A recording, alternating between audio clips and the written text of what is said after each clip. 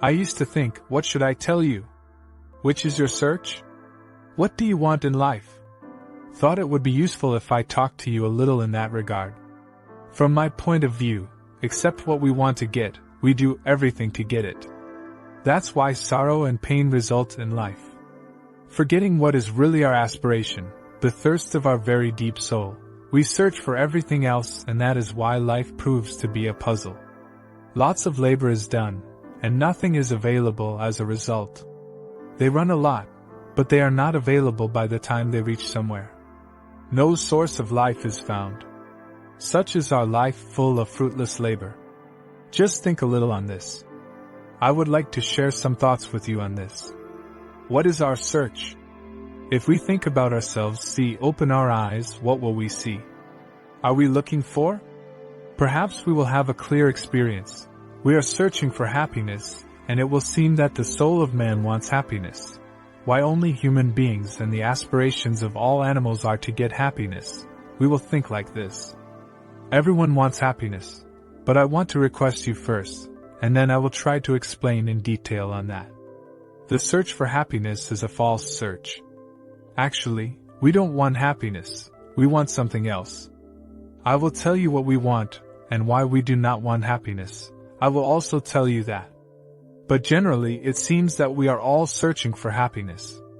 This search for happiness may be manifesting in any form, in the form of wealth, in the form of fame, in the form of position, and whether the search for happiness is going on earth or in the imagination of heaven, but our mind knowingly or unknowingly crazy for this pleasure. Have you ever thought that many people have searched for happiness on earth, but only a few have found it? Have you ever thought that what billions of people have discovered and failed, will I prove to be an exception? And what is the reason that so many people search for happiness, but happiness is not available? As soon as we get any happiness, it becomes futile and our aspiration goes ahead. Why does this happen? For what reason does this happen? Is the nature of happiness such that if we get it, it becomes useless? Or is the reality that in the pursuit of happiness, we hide some other quest from our eyes? In the race of happiness, we keep forgetting something else from our eyes. Someone else is our search. And in the race for happiness, we try to forget that search. As soon as happiness is attained, the race for happiness stops. Similarly, the inner happiness becomes visible again. Then we have to start searching for some new happiness so that happiness can be forgotten again. Until you get happiness, you will keep on running. If the mind remains confused, it will feel that happiness is about to be attained. As soon as you get happiness, the race will stop, the mind will be empty, the vision of inner sorrow will start again. As long as the effort to get happiness goes on, the aspiration goes on, the desire goes on, till then the sorrow remains forgotten, and as soon as the happiness is attained, the running stops. The mind becomes empty. The mind goes to rest from little work, and the sorrow inside again becomes visible. Then we have to start searching for new happiness. The pursuit of happiness at the most serves to forget sorrow.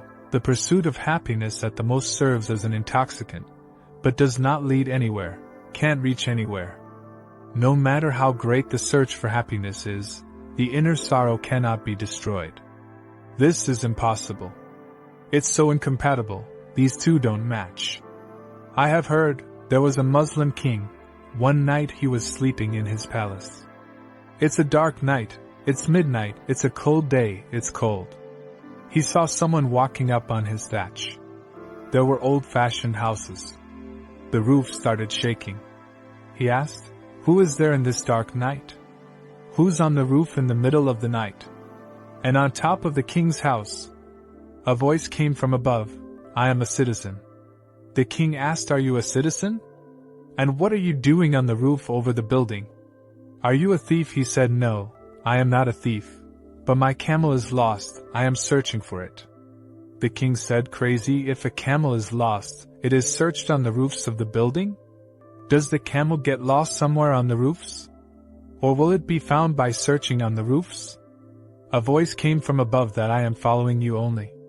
If you think that by sitting on the throne you will get happiness, if you think that by getting money you will get better, if you think that by getting the kingdom, the thirst of life will be satisfied, and if you are right, then which one?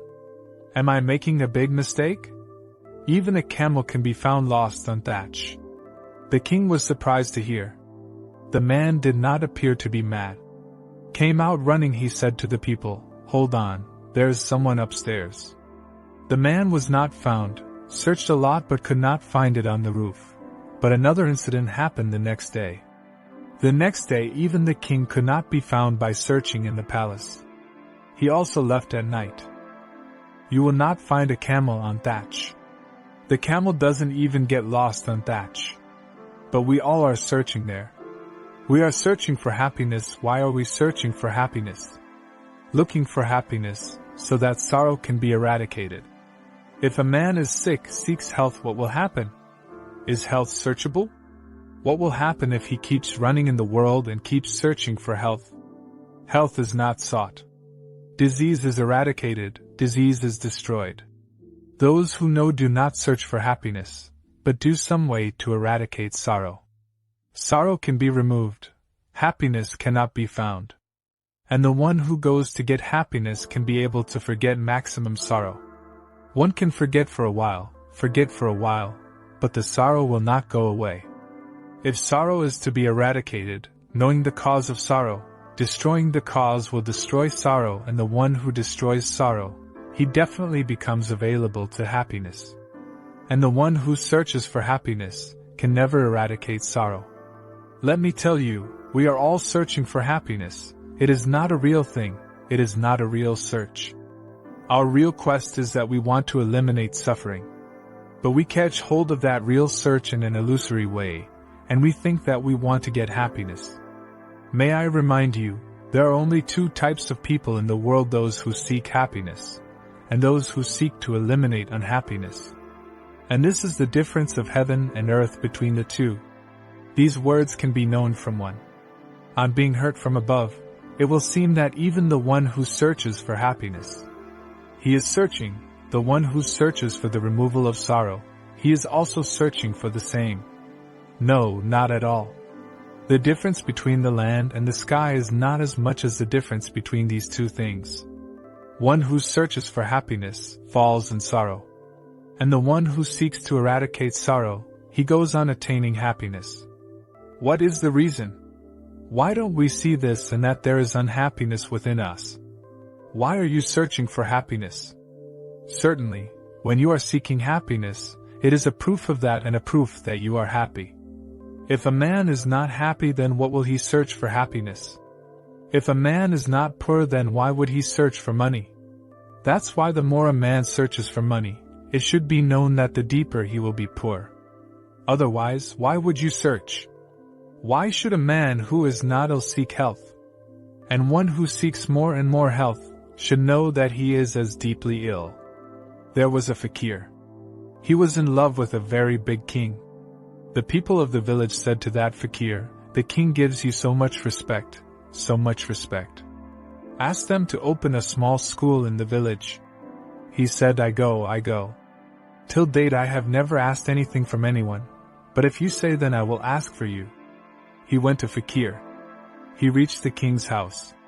It was early morning and the king was offering his morning prayer. Fakir stood behind. Completed namaz, completed prayer. The king got up. He stretched his hands up. Said, "O God, increase the boundaries of my kingdom. My wealth increased further. My fame reached further and further to the sky. There should be no limit of the world which is not in my possession, whose I should not be the master.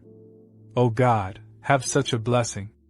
He finished the prayer, he returned. He saw the fakir coming down the stairs. He shouted, "Why did you go back?" Fakir said, "I had come thinking that I have come to meet a king. Saw here that a beggar is present here too. And I was stunned. The bigger the demand, the bigger the beggar. So today I came to know that one who has a lot, having a lot does not make him a master. The owner is identified by how much he is in demand. If there is no demand, then he is a master, a king, and if he has a big demand, then he is a big beggar. That's why the world is so strange. Here those who are demanding a lot and have a lot of money, a lot of search, a lot of position. Knowing that there will be many poor and needy inside. We are taking measures to forget him, otherwise there is no reason. That's why there is the biggest wealth in the world. Man is very poor deep inside himself. And the person sitting on the biggest positions is very pathetic and poor within himself. And people of great ambition aspire to conquer the world, are very weak within, very unsuccessful and unable to conquer themselves. What I said, this is our search, whether for money, fame, or happiness. Basically it is the search for happiness. We seek this happiness so that what appears to us to be unhappiness may disappear. But would it be fair? Would it be fair that the unhappiness is within, we should seek happiness to eradicate it? Or would it be appropriate to seek the cause of unhappiness if it is within, to identify what is the cause within me, because of which I am unhappy and suffering, and to remove that cause and become free from that cause? Will it be scientific, or will the first thing be scientific? If there is any disease, will we have to destroy that disease by finding its cause, or will we have to go to the Himalayas and mountains to find some imaginary health? But we see it like this. And this is one of the biggest fallacies of human intelligence, one of the biggest false arguments, that when it experiences unhappiness it starts searching for a lot of happiness. This search does not become real, does not remove sorrow, but becomes forgetful of sorrow. And remember, the more dangerous thing than sadness is to forget sadness. Because whatever is forgotten from above, it keeps on sliding inside and goes on spreading. That's why we go on searching for happiness on the surface, and inside the sorrow becomes denser. And deep within, on the layer of the mind, in the unconscious, and deep in the corners of the mind, in the farthest rooms, in the cells, in the cellars of the house of the mind, our sorrow goes on spreading. We keep on searching for happiness on the outside, but inside the sorrow becomes denser.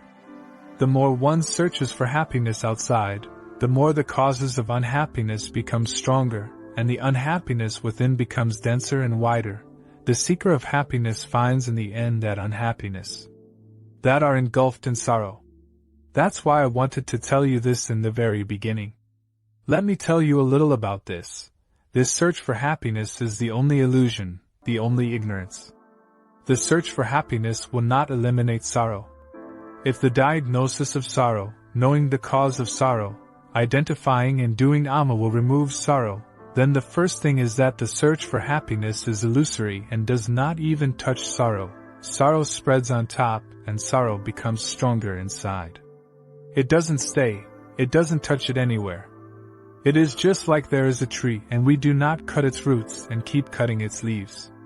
Do you know that by cutting the leaves, more leaves will come in the tree? Does a tree get destroyed by cutting leaves? No, it becomes denser. Becomes denser. Even more ways of his development open up. The tree is destroyed by destroying the roots. The search for happiness is like sorting the leaves of sorrow, not like destroying the root of sorrow. The person who is searching for happiness, I call a religious, and the person who is seeking to destroy the causes of unhappiness, I call him religious. I don't call those religious who are going to the temple, praying, because maybe going to his temple and praying is the pursuit of all happiness. There is no scientific way to remove sorrow. Understand this properly.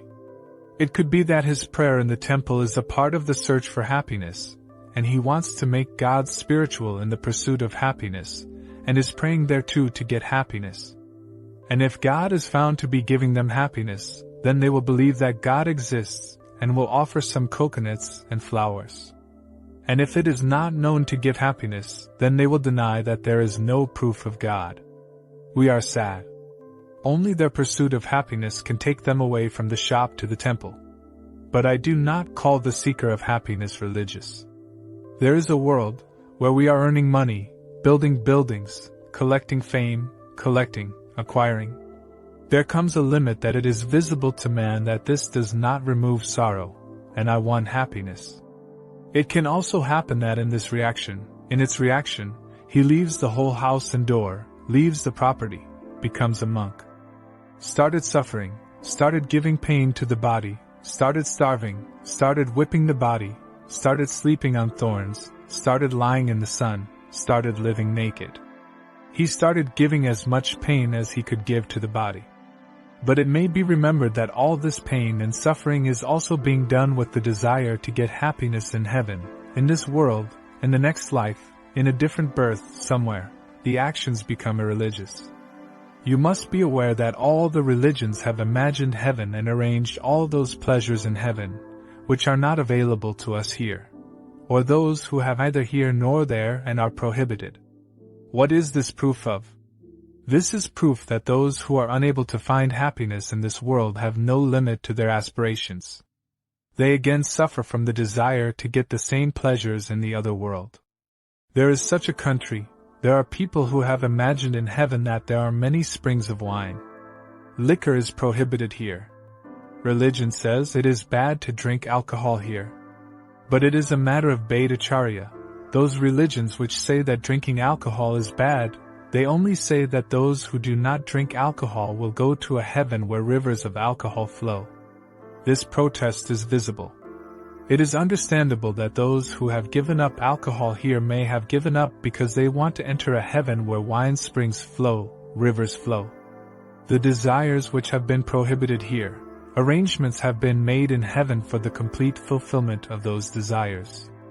All these can be no more than the imaginations of hungry, pleasure-seeking people.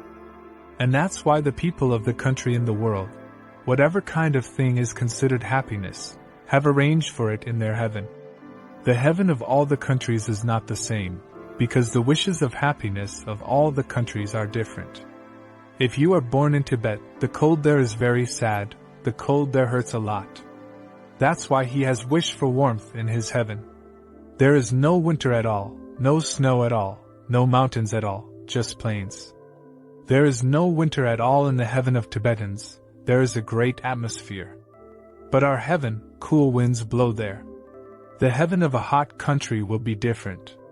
The hell of Tibetans, there is only ice, whatever falls there will melt. We are the people of hot country, the heat hurts. We have made arrangements for suffering in hell.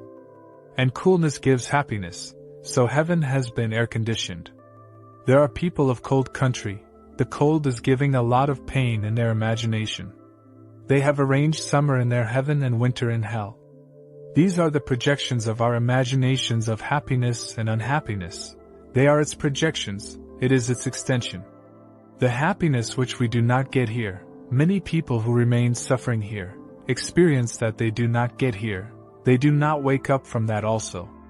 Even than that, they do not think that my search for happiness is the world, rather they think that the search for happiness in this world is wrong. Happiness should be sought in that world. The pursuit of happiness ceases to exist. If someone has gone into sannyasa in search of happiness, then that sannyasin, that sage is also a part of the world. Not outside the world. His search is not over yet. He has not yet remembered that the search for happiness is an illusion, whether in this world or in the other world. There is even more confusion in that world. Even more so. Because even more would be a matter of imagination. We arrange only those things in imagination, which keep holding our minds somewhere inside us.